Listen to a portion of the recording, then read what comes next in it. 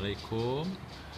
Hari ini saya akan tunjukkan bagaimanakah tutorial untuk mengenal pasti belitan-belitan di dalam sebuah kipas siling.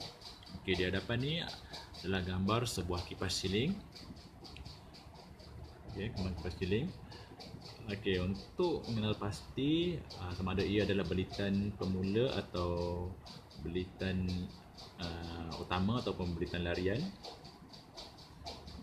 Kita akan tengok Okey, belitan bahagian dalam ini, yang bahagian kecil ni adalah belitan utama atau belitan larian.